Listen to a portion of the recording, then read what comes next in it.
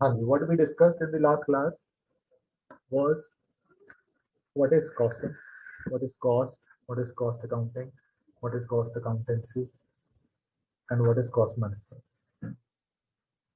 And then further we discussed about the objectives of cost accounting.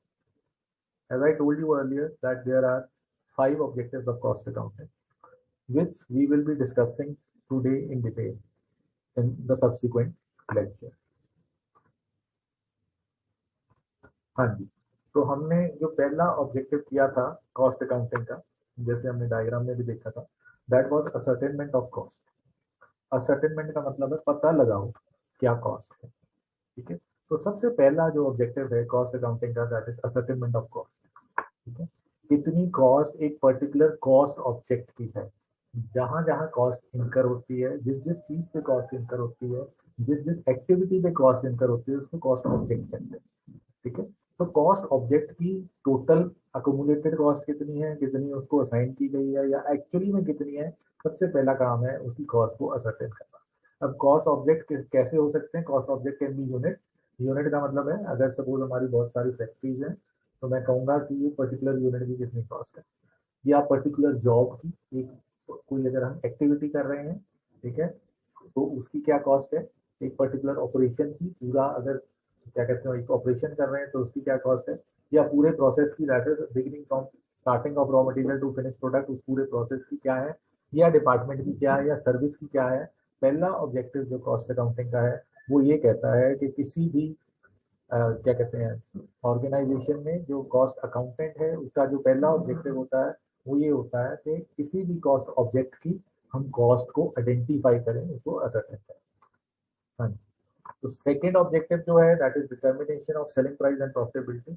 जो हमारा cost accounting का system है ये हमें सेलिंग प्राइस को भी डिसाइड करने में हेल्प करता है, हमने लास्ट लेक्चर में भी बात करी थी। ठीक है, हम ये भी मानते हैं कि आजकल का जो बिजनेस है कॉम्पिटिटिव बिजनेस है, जो भी हम प्राइस किसी प्रोडक्ट का रखेंगे, जो भी प्राइस हम किसी प्रोडक्ट का रखेंगे वो हम बहुत सारे फैक्टर्स को ध्यान में रख के रखेंगे। एक्सटर्नल फैक्टर्स क्या कहते हैं, क्योंकि एक प्रोडक्ट अगर हम उसको बहुत ज्यादा हाई प्राइस पे रख लेते हैं तो शायद वो मार्केट में उसको सेल करना ही मुश्किल हो जाता है। But at the same time cost accounting में हमें ये पता जरूर लग जाता है कि मिनिमम इतना प्राइस रखना पड़ेगा फॉर दी सर्वाइवल। तो ये हमें एक मिनिमम प्राइस फिक्सेशन में हेल्प करता है, और उसके बाद फिर नेगोशिएशन में हेल्प करता है कि कितना हम इस प्राइस को नेगोशिएट कर सकते हैं, कितना इस प्राइस को हम नीचे लेके आ सकते हैं। जैसे फॉर एग्जांपल एक क्या कहते हैं फ्रूट वेंडर का एग्जांपल देता हूँ, बड़ा सिंपल सा है कि मान लीजिए एक फ्रूट वेंडर ने एक रेडी है, उस रेडी में उसने फ्रूट इकट्ठा किया मॉर्निंग में, और उसके पूरी रेडी भरने की जो cost I that was around 10,000 rupees. ठीक है, तो अब वो साथ में उसको पता लग गया मेरा 10,000 रुपये का खर्चा।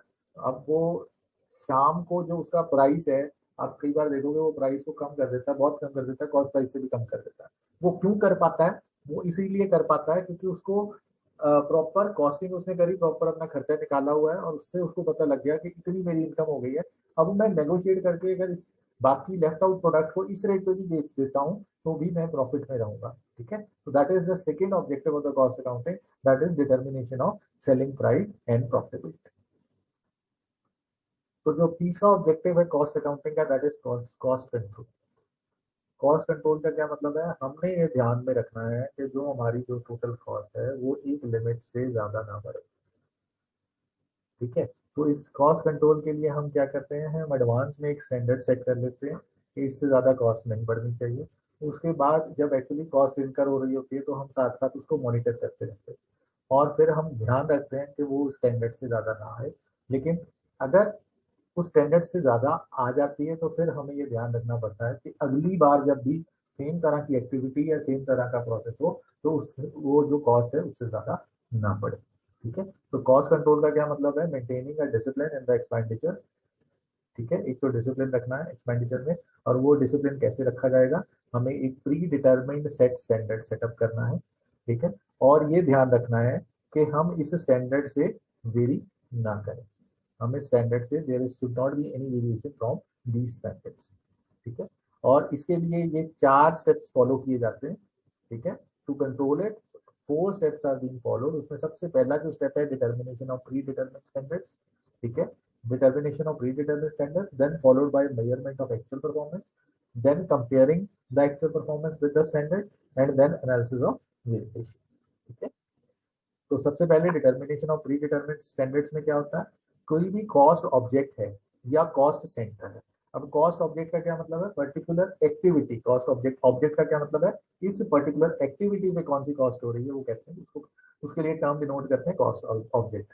और कॉस्ट सेंटर का मतलब होता है जिस तरह से हम एक ऑर्गेनाइजेशन में डिफरेंट डिपार्टमेंट्स बनाते हैं उसी तरह से डिफरेंट डिफरेंट कॉस्ट के सेंटर्स बना देते हैं। जैसे फॉर एग्जांपल एक प्रोडक्शन का सेंटर होगा, ठीक है, एक परचेज का सेंटर होगा, एक प्रॉफिट का सेंटर होगा, ठीक है, इस तरह से डिफरेंट डिफरेंट सेंटर्स बना देते हैं। ठीक है, तो हम सबसे पहले हर पर्टिकुलर एक्टिविटी की एडवांस में कॉस्ट डिटरमिन कर लेते हैं। खाली एक्टिविटी की नहीं करते, फिर एक तरह से हर एक सेंटर की या हर एक डिपार्टमेंट की भी कॉस्ट पहले से ही डिटरमिन कर लेते हैं। ठीक है, कि इस स्टैंडर्ड से ज्यादा इनकी कॉस्ट नहीं बढ़नी चाहिए। ठीक है, this is the first step. उसके बाद जब सेकंड स्टेप है, ये एक्चुअली तब होता है जब एक्चुअल में आपकी एक्टिविटीज चल रही होती हैं, तो उस टाइम हम देखते हैं क्या उस कॉस्ट ऑब्जेक्ट की, क्या उस कॉस्ट सेंटर की कितनी कितनी कॉस्ट इंटर कर रहा है वो। फॉर एग्जाम्पल परचेज डिपार्टमेंट, हमने बजट बनाया हुआ था, ठीक है, फाइनेंस का हमने बजट बनाया हुआ था, ठीक है, स्टोर डिपार्टमेंट का बजट बनाया हुआ था। तो फिर हम ये देखते हैं कि जितना हमने बजट बनाया है, क्या जो एक्चुअल कॉस्ट है वो कितनी आ रही है। ठीक है, एक्चुअल कॉस्ट जब हम साथ ही साथ रिकॉर्ड करते रहते हैं, ठीक है, ऑपरेशन वाइज हम एक्चुअल कॉस्ट रिकॉर्ड करते हैं, ठीक है, एक्टिविटी वाइज हम एक्चुअल कॉस्ट रिकॉर्ड करते हैं, डिपार्टमेंट वाइज करते हैं, या हम कह सकते हैं कॉस्ट सेंटर वाइज करते हैं, तो एक्चुअल कॉस्ट को रिकॉर्ड कर लेते हैं। तो पहले स्टेप में क्या किया, पहले हमने अंदाजा लगाया। ठीक है, जैसे प्लानिंग और ऑर्गेनाइजिंग दो फंक्शन होते हैं, सबसे पहला प्लानिंग होता है, उसमें कुछ नहीं करते लेकिन सोचते हैं कैसा होगा। तो इसी तरह कॉस्टिंग में भी जब स्टैंडर्ड्स सेट करते हैं तो अपने पास्ट एक्सपीरियंस से देखते हैं या दूसरे ऑर्गेनाइजेशन के एक्सपीरियंस से देखते हैं कि इतना का स्टैंडर्ड है, इतने का खर्चा इसका होना चाहिए। फिर एक्चुअल में जो परफॉर्मेंस होती है, एक्चुअल में जो कॉस्ट एंटर हुई होती है, जिसको हम असर्टेनमेंट ऑफ कॉस्ट भी कहते हैं, वो यहाँ पे रिकॉर्ड करते हैं। फिर जो तीसरा स्टेप होता है, तीसरे स्टेप में we compare the actual performance with the standard और द टारगेट। जो हमने टारगेट रखा था उसको कंपेयर करते हैं एक्चुअल परफॉर्मेंस से। फॉर एग्जांपल एक यूनिवर्सिटी ने एग्जामिनेशन कंडक्ट कराने हैं, तो एग्जामिनेशन ब्रांच, यहाँ एग्जामिनेशन ब्रांच क्या है, it is a cost centre. ठीक है, और कॉस्ट ऑब्जेक्ट क्या है, एग्जामिनेशन में किस चीज का खर्चा आएगा, मैक्सिमम जो खर्चा आएगा पेपर का खर्चा आएगा, एक कॉस्ट ऑब्जेक्ट हो गया। ठीक है, और जो पेपर कंडक्ट करवा रहे हैं उनका खर्चा आएगा, जो कॉलेजेस में पेपर कंडक्ट करा रहे हैं उनका खर्चा आएगा, जो टीचर ड्यूटी दे रहा है उसका खर्चा आएगा, पेपर की ट्रांसपोर्टेशन का खर्चा आएगा। तो ये सारे खर्चे कॉस्ट ऑब्जेक्ट बन गए। और कॉस्ट सेंटर क्या है, examination centre is a cost centre, तो examination branch is a cost centre. तो कॉस्ट सेंटर की कॉस्ट यहाँ पे, तो एडवांस में उन्होंने एक बजट सेंक्शन कर दिया। वो कहते हैं कि आपके पास तकरीबन 30,000 बच्चा है, तो 30,000 के हिसाब से आपकी जो टोटल कॉस्ट का बजट बनता वो पर स्टूडेंट उन्होंने एक सेट कर लिया। वो कहते हैं टोटल 30 लाख रुपए का बजट हम आपको सेंक्शन करते हैं। ठीक है, अब उन्होंने पेपर कंडक्ट करवाए, जब पेपर कंडक्ट कराए तो उन्होंने देखा कि इतना इसका खर्चा लगा, इतना इसका खर्चा लगा, इतना इसका खर्चा लगा, तो सारे खर्चे उन्होंने एक्चुअली मेजर कर दिए। तो यहाँ जब हमने स्टैंडर्ड डिटरमिन किया था तो उन्होंने एडवांस में ये भी डिसाइड किया हुआ था कि पेपर का इतना ही खर्चा लगेगा, इन्विजिलेशन ड्यूटीज का इतना खर्चा लगेगा, जो कंडक्ट कराएंगे उसका इतना लगेगा, ट्रांसपोर्टेशन का इतना लगेगा, ये भी उन्होंने एडवांस में बाइफरकेट किया हुआ था। एक्चुअल को फिर कंपेयर किया, जब कंपेयर किया तो ये दोनों कंपेयर में तीन पॉसिबिलिटीज हो सकती हैं जब हम कंपेयर करेंगे। या तो जितना सोचा था उतना ही खर्चा होगा, ठीक है, या जितना सोचा था उससे कम खर्चा होगा, या जितना सोचा था उससे ज्यादा खर्चा होगा। तो अब अगर सपोज हम फर्स्ट केस में हैं कि जितना सोचा उतना ही खर्चा हुआ, तो भी से कि हमारा जो मैनेजमेंट थी वो अच्छी रही, कॉस्ट मैनेजमेंट अच्छी रही, और अगली बार हम फिर ये प्लान आउट करेंगे कि अब हमारा खर्चा कंपैरेटिवली कम होना चाहिए। अगर हम दूसरे उसमें आते हैं कि जितना हमने खर्चा किया था, सोचा था उससे कम हमारा खर्चा हुआ है, तो अगली बार जितना कम हमारा खर्चा हुआ है उसको हम स्टैंडर्ड बना लेंगे कि अब इतना ही खर्चा होना चाहिए। उसके बाद अगर तीसरा केस आता है कि कोई वेरिएशन ऐसी आती है, ठीक है, कि हमने सोचा इतना था लेकिन खर्चा ज्यादा हो गया। तो खर्चा ज्यादा हो गया, जैसे फॉर एग्जांपल हम एग्जामिनेशन की बात करते हैं, हमने जो पेपर प्रिंटिंग है, पेपर प्रिंटिंग का खर्चा हमने सोचा था कि तकरीबन तकरीबन 50,000 रुपये आएगा, लेकिन एक्चुअली में वो 80,000 आ गया। ठीक है, now there is a variation, now variation है। तो अब हम चौथे स्टेप में जाएंगे जब हम एनालाइज करेंगे कि ये जो वेरिएशन है इसका रीजन क्या है। अब इस वेरिएशन के बहुत सारे रीजन हो सकते हैं। हो सकता है जो हमने अपना वेंडर है उस वेंडर को चेंज कर लिया हो, ठीक है, अपने वेंडर को चेंज कर लिया हो। अगर वेंडर को चेंज कर लिया तो हमारे पास एक बात पता लग जाएगी कि ये खर्चा इसलिए बढ़ा है क्योंकि पुराना जो जिससे हम प्रिंटिंग करवाते थे वो कम चार्ज करता था। या हम ये देखेंगे कि एक्चुअली में जब हम पिछली बार प्रिंटिंग करवाते थे तो पेज जो था वो आगे और पीछे प्रिंटिंग करवाते थे, इसलिए एक ही पेज पे करवा दिया। तो कोई ना कोई एक फैक्टर आपको मिलेगा जिसके कारण ये वेरिएशन आई है। अब आप उस फैक्टर को स्टडी करेंगे, if that factor is with in your control तो आप उसको इंप्रूव करने की कोशिश करेंगे। अगर वो आपके कंट्रोल के बियॉन्ड है तो आप ये लिख देंगे कि because of the inflation of prices और because of such and such issue हमारा जो कॉस्ट है ये इसलिए बढ़ गई है। तो ये मैनेजमेंट को फर्दर हेल्प करता है कि ये कॉस्ट अब हमारी यहाँ से बढ़ गई है, तो या तो हमें अपने प्रोडक्ट का प्राइस बढ़ाना पड़ेगा या हमें कोई और स्ट्रेटेजी ढूंढनी पड़ेगी। उसके बाद जो अगला ऑब्जेक्टिव आता है that is of cost reduction. Cost reduction का क्या मतलब है कि हम कुछ ऐसी कोशिश करें कि एक्चुअली में पिछले साल जिन जिन एक्टिविटीज के ऊपर हमारा खर्च आया है उन एक्टिविटीज में हम कॉस्ट को रिड्यूस करने की कोशिश करें।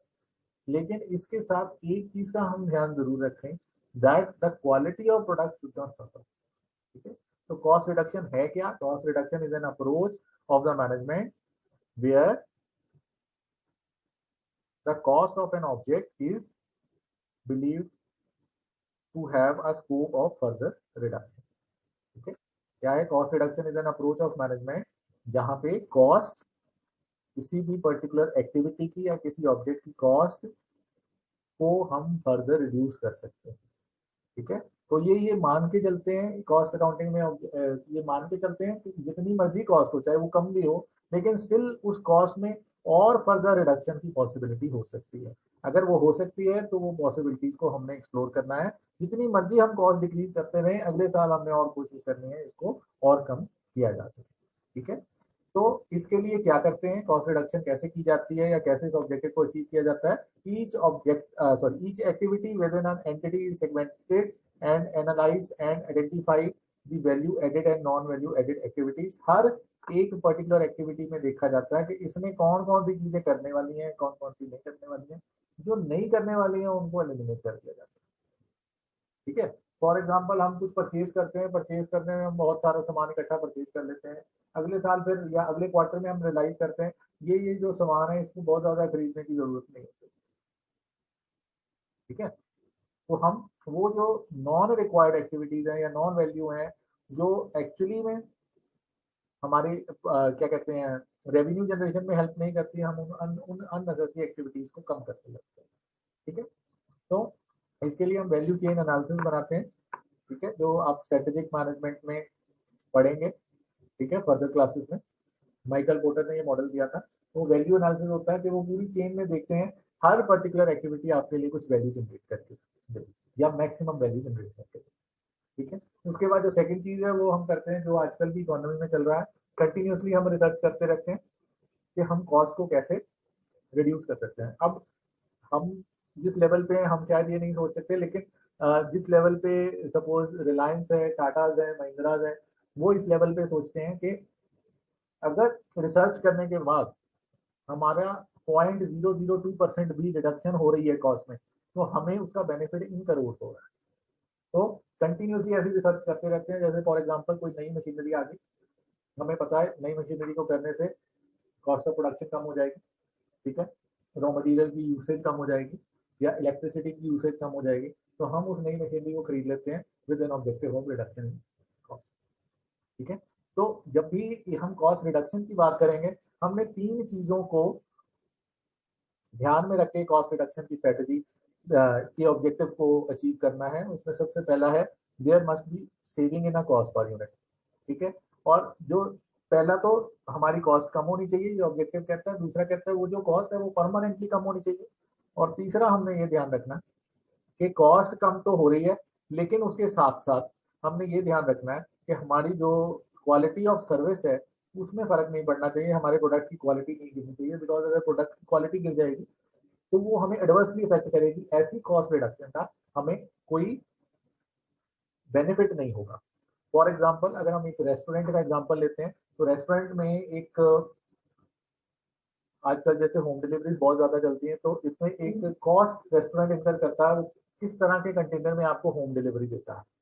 अब आप किसी स्टैंडर्डाइज रेस्टोरेंट के पास जाएं तो उनकी जो होम डिलीवरी आती है वो प्रॉपरली रैप्ड होती है, एक प्लास्टिक का कंटेनर होता है, ठीक है।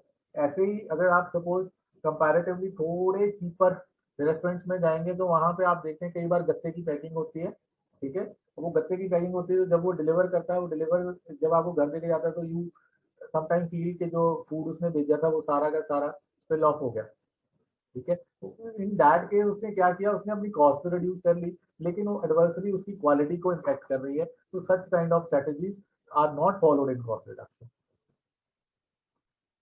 And the last objective of cost management is that is it assist management in decision making. Assist management in decision making का मतलब मैनेजमेंट तभी डिसीजन ले सकती है अगर उसके पास प्रॉपर इंफॉर्मेशन है, प्रॉपर इंफॉर्मेशन है, रेलेवेंट इंफॉर्मेशन है। और मैनेजमेंट किस चीजों के डिसीजन लेगी, कैसे उसने प्लान करना है, कैसे उसने स्ट्रेटेजी को इम्प्लीमेंट करना है, कैसे कॉस्ट को कंट्रोल करना है, कैसे उसने वेरियस एक्टिविटीज को रन करना है, ये सारा का सारा इंफॉर्मेशन के ऊपर डिसाइड करेगी। तो वो इंफॉर्मेशन कॉस्ट अकाउंटिंग प्रोवाइड करती है। कॉस्ट अकाउंटिंग का जो मेन ऑब्जेक्टिव है वो एक्चुअली में मैनेजमेंट को इंफॉर्मेशन प्रोवाइड करना होता है। स्टार्ट वो रिकॉर्डिंग ऑफ कॉस्ट से करते हैं, लेकिन अल्टीमेटली उन्होंने क्या करना है, अल्टीमेटली उन्होंने मैनेजमेंट को इंफॉर्मेशन प्रोवाइड करनी है for the purpose of decision making. और ये माना जाता है कि जितनी आपके पास करेक्ट और एक्यूरेट इंफॉर्मेशन होगी, क्योंकि अच्छा डिसीजन करेक्ट और एक्यूरेट इंफॉर्मेशन के बेसिस पे ही लिया जा सकता है, तो जितनी आपके पास करेक्ट और एक्यूरेट इंफॉर्मेशन होगी उसी के बेसिस पे आप डिसीजन ले सकते हैं, ठीक है। तो that is what we discuss today, that is objectives of cost accounting in detail. एक बार मैं इसको दोबारा फिर रिकॉल कर देता हूँ। हमने सबसे पहले बात करी कि टोटल ये याद रखना है 5 ऑब्जेक्टिव्स हैं कॉस्ट अकाउंटिंग के, जिसमें सबसे पहला है असर्टेनमेंट ऑफ कॉस्ट। इसका मतलब ये है कि हमने हर पर्टिकुलर कॉस्ट की हर कॉस्ट ऑब्जेक्ट की और कॉस्ट एक्टिविटी की या कॉस्ट यूनिट की हमने कॉस्ट को आइडेंटिफाई करना है और उसको रिकॉर्ड करना है। This is the first objective of cost accounting. उसके बाद सेकंड जो ऑब्जेक्टिव है दैट इज कि हमने सेलिंग प्राइस को फिक्स करना है। सेलिंग प्राइस को कैसे फिक्स करना है, keeping in mind the cost and our profitability. और जो तीसरा ऑब्जेक्टिव है दैट इज कि हमने कॉस्ट को कंट्रोल करना है। कॉस्ट को कंट्रोल का मतलब है एक पहले हमने एक लिमिट सेट कर लेनी है जिसको हम स्टैंडर्ड कॉस्ट कहते हैं, तो स्टैंडर्ड सेट कर लेना है और उसके बाद फिर कोशिश करनी है कि उस स्टैंडर्ड तक ही हम अपनी कॉस्ट को मेंटेन करें। और उसका प्रोसेस क्या है कि पहले स्टैंडर्ड सेट कर लो, फिर एक्चुअली में देखो कि एक्चुअल कॉस्ट कितनी लगी है, और उसके बाद उन दोनों को आपस में कंपेयर करो। कंपेयर करने के बाद अगर कोई डिविएशन है या कोई वेरिएंस है तो उस वेरिएंस का रीजन आइडेंटिफाई करो। उसके बाद फिर हमने बात करी कॉस्ट रिडक्शन की। कॉस्ट रिडक्शन का हमने बात करी सबसे पहले कि कॉस्ट रिडक्शन का जो ऑब्जेक्टिव है ये बड़ा इंपॉर्टेंट है, और इस ऑब्जेक्टिव में हमने सबसे पहली चीज का ध्यान रखना है कि कॉस्ट रिड्यूस करनी है, पर यूनिट कॉस्ट रिड्यूस करनी है। दूसरा फैक्टर ये ध्यान रखना है ये रिडक्शन परमानेंट होनी चाहिए। और तीसरा हमें ये ध्यान रखना है अगर ये रिडक्शन हो रही है तो इससे क्वालिटी में कोई भी फर्क नहीं पड़ना चाहिए, ठीक है। और उसके बाद हमने जो लास्ट में बात करी that is assistant to management for decision making. इसमें हमने बात करी कि जितनी भी कॉस्ट अकाउंटिंग की इंफॉर्मेशन है वो मैनेजमेंट को हेल्प करती है डिसीजन लेने के लिए, ठीक है। और जितनी करेक्ट और जितनी accurate information cost accountant manager को देगा उतनी इफेक्टिवली आपकी जो मैनेजमेंट है वो कॉस्ट को रिड्यूस करने में, कॉस्ट को कंट्रोल करने में कामयाब होगी। तो this is all for the day, that is objectives of cost accounting. और फर्दर हम फिर नेक्स्ट लेक्चर में कंटिन्यू करेंगे। Thank you very much.